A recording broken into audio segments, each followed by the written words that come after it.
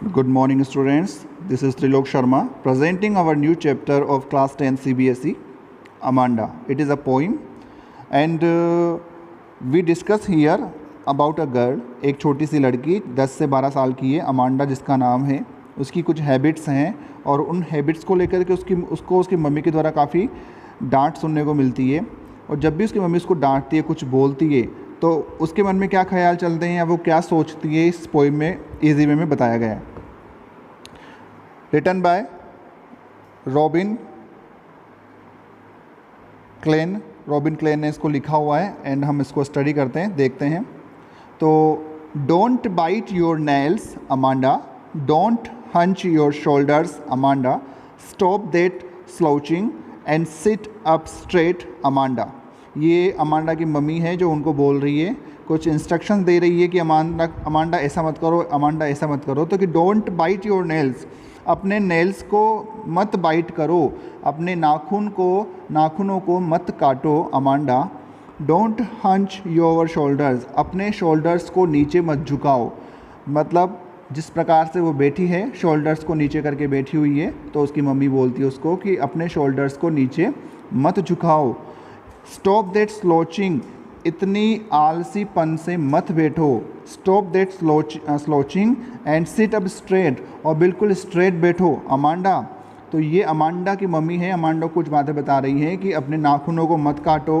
वो मतलब कई बार होती है ना जो अपन नेल्स को मुंह से बाइट करते हैं, तो उस कंडीशन में अमांडा को बोला जा रहा है कि अमांडा अपने नाखूनों को बाइट मत करो, शोल्डर्स को नीचे झुकाकर मत बैठो और इतना आलसीपन से मत बैठो, बिल्कुल सीधे बैठो अमांडा।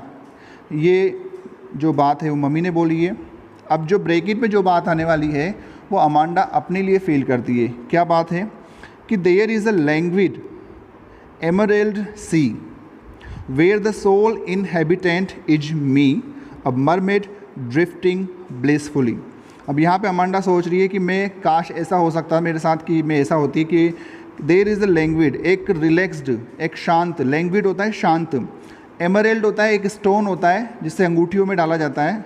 तो एमरल्ड वैसे ग्रीन कलर का एक स्टोन होता है। तो यहाँ पे जो बात चल रही है कि एक शांत ग्रीन कलर का समुद्र हो, ग्रीन रंग का समुद्र हो, वेयर जहाँ पर the sole inhabitant is me, जहाँ पे एकमात्र अकेली रहने वाली अगर कोई हो ना तो मैं ही हूँ। मतलब मैं कहाँ पे रहूँ, एक शांत से लगने वाले हरे रंग के पानी वाले समुद्र में, जहाँ पर अकेली मैं ही वहाँ की निवासी हूँ। अब मरमेड, मैं एक शायद जलपरी बनूँ, ड्रिफ्टिंग ब्लिसफुली, और आनंद के साथ, एंजॉय के साथ मैं वहाँ पर इधर उधर मूव करूँ, हलचल करूँ या गति करूँ। ये उसकी थिंकिंग है, वो अपने बारे में सोच रही है कि काश ऐसा होता कि मैं एक साफ़ समुद्र में, हरे भरे समुद्र में एक जलपरी के रूप में होती, वहाँ पर मेरे अलावा कोई नहीं होता और मैं अच्छे से वहाँ पर आनंद से मूव करती। तो नेक्स्ट, ये जितने भी ब्रैकेट्स वाले हैं ये अमांडा अपनी थिंकिंग बता रही है, और जो विदाउट ब्रैकेट्स हैं वो माँ उसको बोल रही है। तो second, did you finish your homework Amanda, क्या अमांडा क्या तुमने अपना होमवर्क पूरा कर लिया है। Did you tidy your room Amanda, क्या तुमने अपना रूम साफ़ कर लिया है। I told you to clean your shoes, मुझे याद है कि मैंने तुमको तुम्हारे जूते साफ़ करने के लिए बोला था अमांडा, क्या तुमने सब कुछ किया है।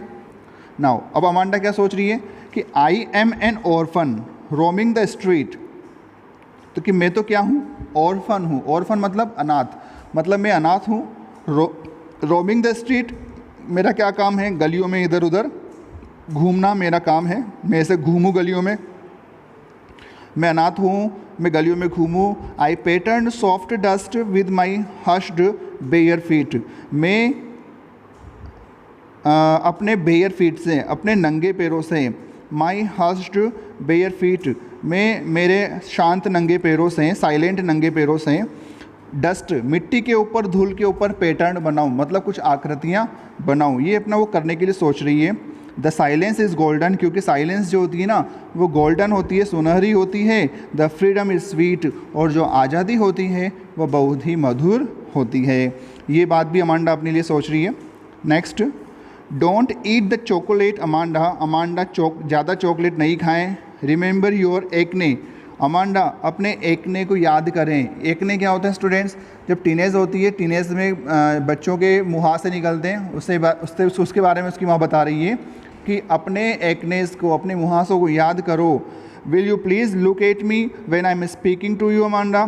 क्या आप मेरी तरफ देखेंगी अमांडा जब मैं आपसे बात कर रही हूँ? नेक्स्ट, अब वापस फिर उस थिंकिंग कर दिए, क्या सोच रही है कि I am Rapunzel, I have not a care, life in a tower is tranquil and rare, I will certainly never let down my bright hair. अब यहाँ पे वो बोल रही है कि काश मैं रेपुंजल होती, मतलब मैं रेपुंजल बनना चाहती हूँ। रेपुंजल कौन है? रेपुंजल एक लड़की है, उसकी स्टोरी आपको मिल जाएगी कहीं पर भी यूट्यूब वगैरह पे कि एक रेपुंजल एक लड़की है जो जिसके गोल्डन सुनहरे लंबे बिल्कुल लंबे बाल थे, और जो एक टावर पे रहती थी एक विच के साथ, एक भूतनी या चुड़ैल के साथ, और जब भी वो चुड़ैल उस टावर से नीचे उतरती थी तो उसके बालों का प्रयोग करती थी। आपने स्टोरी सुनी भी होगी आई होप। तो वो बोल रही कि मैं एक रेपुंजल हूँ, आई हैव नॉट अ केयर, मुझे किसी की कोई परवाह नहीं है, life in a tower, tower में रहने वाली जो लाइफ है वो बोल रही शांत है, एंड रेयर है, ट्रांकिल मतलब शांत, और रेयर मतलब दुर्लभ से मिलने वाली है, मतलब बहुत ही मुश्किल से मिलने वाली है। I will certainly never let down my bright hair, मैं कभी भी अपने चमकीले बालों को नीचे नहीं गिराऊंगी। ठीक है, मतलब मैं कभी भी अपने चमकीले बालों को इस टावर से नीचे नहीं गिराऊंगी, मतलब उसको वो जगह इतनी पसंद है कि वो ऐसा नहीं करेगी। तो वो कहीं ना कहीं उसको लगता है कि माता पिता के साथ रहना, मम्मी की बातें सुनना काफ़ी वो है, परेशान करने वाली है, और वो काफ़ी फ्रीडम से रहना चाहती है। Stop that sucking at once Amanda, इस तरीके से, सकिंग क्या होता है बच्चों? मुंह फुलाकर बैठना, इस तरीके से मुंह फुलाकर मत बैठो Amanda. You are always so moody, आप हमेशा से एक चिड़चिड़े स्वभाव के रहे हो।